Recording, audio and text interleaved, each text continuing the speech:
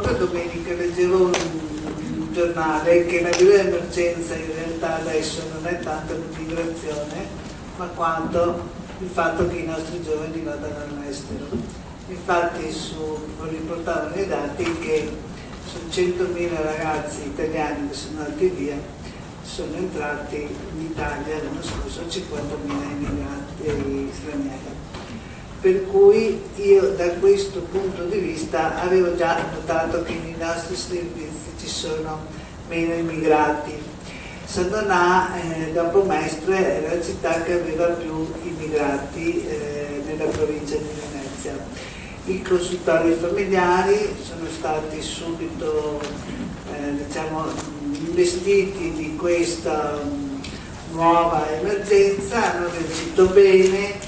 Abbiamo avuto subito i mediatori culturali, abbiamo anche avuto un servizio per i minori stranieri per fare un'attività di integrazione. In questo momento storico mi pare che l'unico paese del Veneto orientale che in qualche modo sta crescendo rispetto al numero della popolazione è Jesolo, e per questo abbiamo voluto riportare un'esperienza che proprio arriva da Jesolo. Jesolo, che è una città particolarissima, perché sapete che è balneare, è una città che d'inverno è un paese e d'estate si trasforma, si diventa una metropoli, le famiglie lavorano. C'è anche lavoro minorile perché i bambini cominciano, anche gli italiani cominciano a lavorare negli ambienti della famiglia, per cui è proprio un territorio molto molto particolare. Quindi siamo partiti da Jesolo anche perché tutto sommato c'è anche un'equipe piccola che non è neanche tutta la settimana presente, che però sta lavorando bene anche con gli altri servizi del territorio comune particolare. Per cui lascio la parola a Nicoletta, che vi descrive un attimo delle situazioni che si sono verificate in quel servizio. Eccolo qua. Allora sì, parto io come assistente sociale, ma il nostro sarà in questo momento un dialogo a due voci, ma dietro queste nostre due voci ci sono anche tanti altri colleghi e anche tante altre professioni. Allora appunto, noi iniziamo dicendo un po' la riflessione che abbiamo fatto per preparare questo intervento, è che per le donne migranti l'accesso al consultorio familiare avviene prevalentemente durante l'evento della maternità.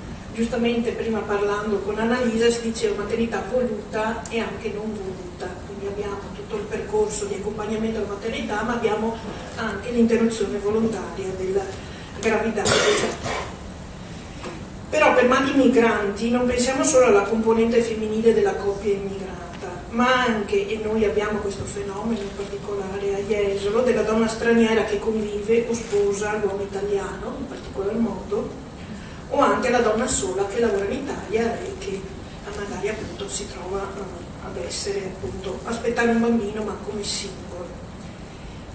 E quindi appunto in queste considerazioni, che mi sembra che siano un po' in itinere alle considerazioni fatte precedentemente dalle altre persone, quindi oltre alla condizione di immigrazione dobbiamo anche quindi essere molto attenti e tenere conto anche dello status sociale della donna, no? Per esempio per la donna, diciamo così, che sposa un uomo italiano, pensiamo che sia completamente introdotta nel sistema sociale, e così spesso non avviene, almeno nelle esperienze che abbiamo noi incontrato. E quindi quando ci approcciamo con le madri migranti dobbiamo tener conto di due elementi così di rischio. Una, la mancanza della madre e del sistema familiare allargato che la sostiene nel momento in cui appunto l'evento della nascita avviene, e vediamo appunto rispetto a questo che ci sono state parecchie prese in carico da parte nostra. Dall'altra anche la diversità culturale dei contesti di cura e di assistenza. Quindi cosa possiamo notare? un elemento di condizione di solitudine e anche un elemento di condizione di marginalità sociale. Ecco, nel consultorio di Jesolo, appunto, come esperienze che vogliamo un po' così comunicare, partiamo appunto da due esperienze. Allora, una che è un po' tutta l'accoglienza, io ho scritto corso di preparazione alla nascita, ma è anche tutta appunto l'accoglienza delle donne con la maternità di cui adesso Annalisa ci parlerà. E dopo appunto volevamo parlare, se abbiamo tempo, di una presa in carico invece sociosanitaria di alcune situazioni un po' più complesse, in particolare di un'esperienza. Questo tenendo conto appunto che qual è, diciamo così, il nostro indirizzo, il nostro modo di lavorare, appunto, che è quello di un accompagnamento relazionale, cioè nel senso, se non si crea una relazione con la persona è difficile appunto creare un percorso condiviso. Appunto, in quest'ottica che piace molto al mio collega Alessandro, quella di costruire assieme un percorso, appunto, noi non siamo gli operatori che sappiamo e l'utente deve seguirci, no? Ma riconoscendo appunto quelle competenze individuali di ogni persona. Io adesso lascerei la parola ad Annalisa, appunto, perché devo spegnere il sì. Io vi dico, come ostetrica sono la prima che incontra le donne straniere, immigrate. Nel nostro consultorio rappresentano il 60% di tutte le gravidanze seguite, meno rispetto, mentre una percentuale minore è quella che si rivolge per l'interruzione di volontari. Ma restando sull'aumento della maternità e della gravidanza, noi abbiamo appunto questo 60% di utenti che sono straniere. Sono utenti per la maggior parte conosciute che vengono per il primo, per il secondo figlio, per le successive gravidanze. Di questo gruppo di donne la metà sono dell'est Europa, Albania, Romania, Ucraina, Moldavia, che generalmente sono donne che lavorano come badanti, e l'altra metà sono donne del Maghreb e del Bangladesh, che è il gruppo con il quale abbiamo più difficoltà a lavorare, a metterci in relazione. Queste donne ci riconoscono, nel senso il consultorio è presente da tanti anni e soprattutto è presente con una continuità di operatori. C'è la stessa ginecologa da più di 10 anni, c'è un'ostetrica, la mia collega è stata da più di 10 anni, per cui è conosciuto anche dal resto della popolazione, dai medici di medicina generale che ci inviano subito le donne, per cui noi riusciamo a vederle subito. Nel primo colloquio, che è il colloquio per la gravidanza, si individuano non solo i fattori di rischio dal punto di vista sanitario, ma spesso, non sempre, emergono anche dei fattori di rischio sociale. La fortuna nella nostra piccola realtà è che siamo compresenti, nel senso che pur non essendo là tutti i giorni, nei giorni in cui c'è l'ambulatorio ostetrico, in cui c'è la ginecologa sempre affiancata dall'ostetrica, c'è anche l'assistente sociale e lo psicologo, per cui questo abbiamo visto ci torna un po' a vantaggio sia per noi operatori quando incontriamo situazioni di difficoltà più gravi, sia anche nei casi in cui chiediamo una presa in carico o comunque un contatto con gli operatori del sociale, per cui non dobbiamo rimandarli, dare un appuntamento, ma possono perlomeno vedere assistente sociale o psicologo subito. Poi questo verrà un successivo appuntamento, ma lo vedono subito. E questo essere così vicini nello spazio e poi sicuramente anche vicini nel lavoro, cioè nella propria, io direi setting interno, entrambe, ma anche con gli altri colleghi, abbiamo una buona relazione tra di noi e questo ci permette di chiamarci, di interfacciarci, non so, di sentirci subito. Altro aspetto, appunto, quello, emergono queste situazioni nel primo colloquio per la gravidanza oppure durante le visite per la gravidanza. Un Un altro aspetto è quello dei corsi preparto. Nei corsi preparto le donne straniere sono molto meno rispetto a quelle seguite, sono un 10% e sono soprattutto donne che vengono dall'Est Europa e donne del Sud America, Centro America. Molto spesso sono le coppie miste, vengono al corso le coppie miste. Uno strumento che noi abbiamo trovato, che stiamo utilizzando e che funziona, è quello di aver introdotto all'interno del corso preparto anche un incontro con l'assistente sociale, e questo è un incontro nel quale emergono cose che generalmente non erano tenute in considerazione, non erano neanche sentite come un bisogno delle coppie, ma che ci aiutano soprattutto nel dopo, nell'accudimento, nell'accompagnamento, nell'accudimento dei figli. E questa presenza strutturata c'è ormai da 2 anni e ha migliorato anche il lavoro proprio tra operatori del sanitario e del sociale. Non sono grandi numeri, però insomma, all'interno di quello che avete detto oggi riusciamo a collocarci, a sentirci insomma, con degli strumenti utili per il lavoro, e anche adesso Nicoletta vi dirà del caso. Sì, rispetto a questo, appunto, questo continuo, diciamo così, poter oscillare tra diverse professioni, diverse culture in un'ottica anche il meno formale possibile. Appunto noi utilizziamo che se non abbiamo appuntamenti teniamo almeno la porta socchiusa, in modo che sappiamo che qualcuno può entrare 5 minuti, un operatore può dire guarda in questo momento puoi venire di là, puoi venire di qua. Il fatto che l'utente ti veda immediatamente, no? E non c'è il biglietto telefono, l'assistente sociale abbiamo visto che dando il biglietto telefoni, queste telefonate non arrivano, e quindi credo che questo dal punto di vista anche organizzativo non è cosa da poco. L'aver avuto una nuova sede, prima eravamo una serie di uffici che si affacciavano in un corridoio di passaggio, adesso avere una serie di uffici in un'ottica diciamo così un po' più strutturata che identifica il servizio, anche questo sembra di no, ma implica appunto un clima di accoglienza, di scambio, cosa che non sempre viene tenuta conto anche nelle ultime riorganizzazioni aziendali, vero? E sembra di no, ma sono cose che incentivano in maniera non indifferente la presa in carico. Ok, io adesso vi presento un po' un caso che abbiamo seguito in parecchie persone, appunto di una situazione abbastanza complessa.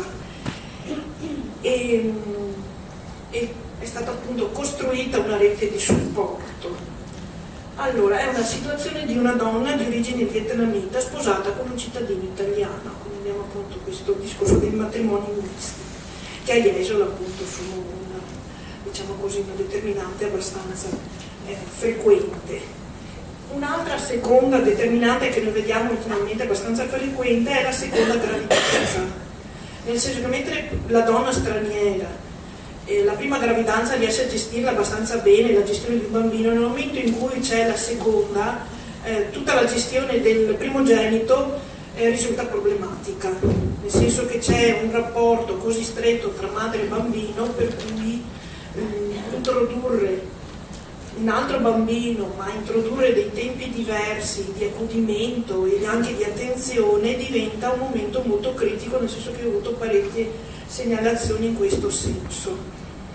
E appunto mi dà da riflettere della solitudine della madre, no? Che si attacca a questo bambino, al primogenito, per cui dopo l'introduzione di altri bambini o di altre situazioni diventa difficile.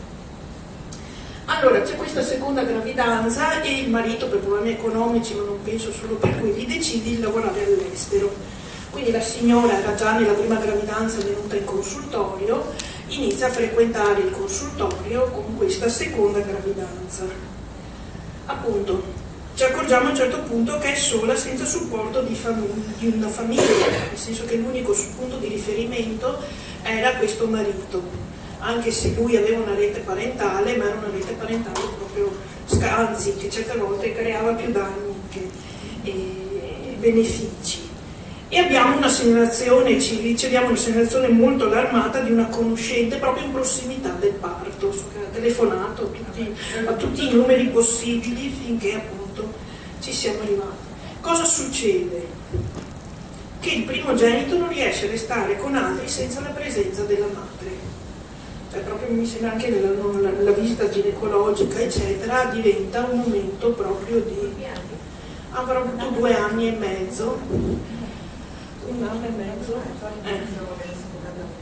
e quindi diventavano proprio urla strazianti con difficoltà a gestione.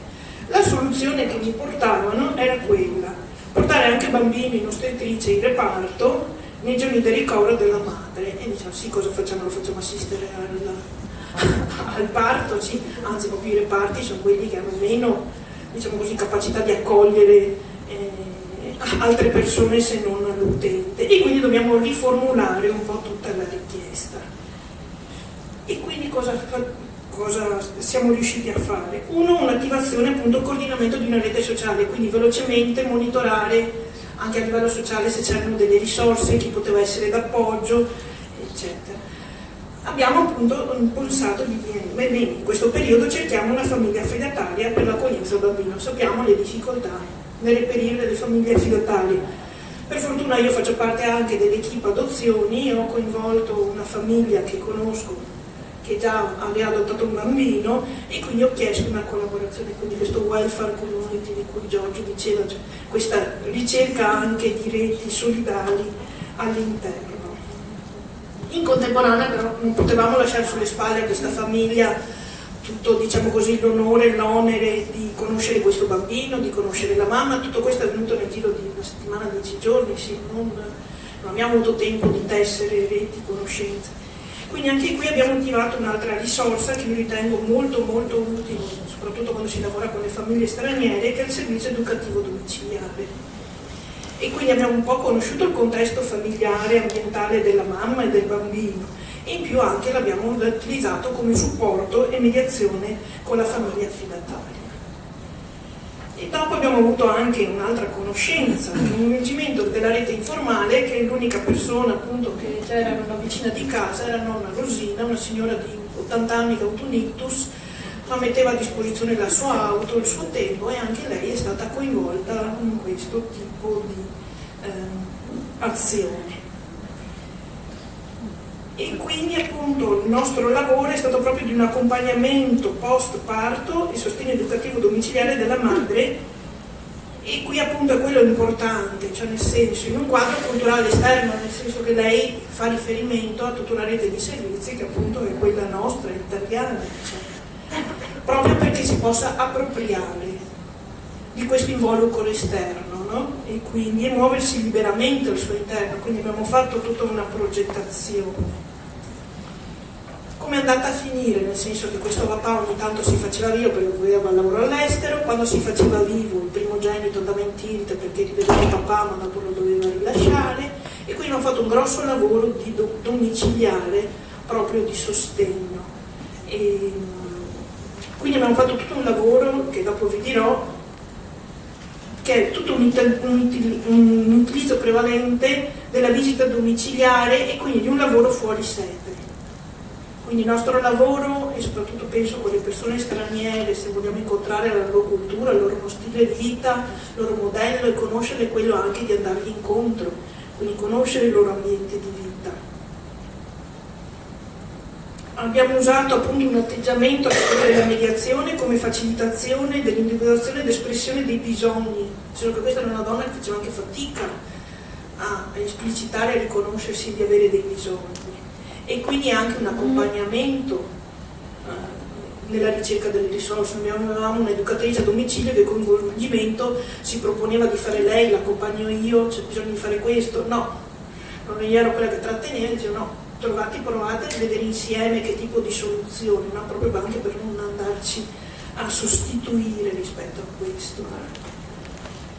E quindi cos'è importante, penso? È la costruzione di una rete tra i servizi che permetta un andirivieni tra luoghi di prevenzione e luoghi di cura e accoglienza, no? Quindi il consultorio familiare è proprio questo tipo, diciamo così, di diaframma, no? Dove si può lavorare con servizi, diciamo così, più soft, più leggeri, invece dove dopo si può anche intervenire con azioni un po' più in profondità.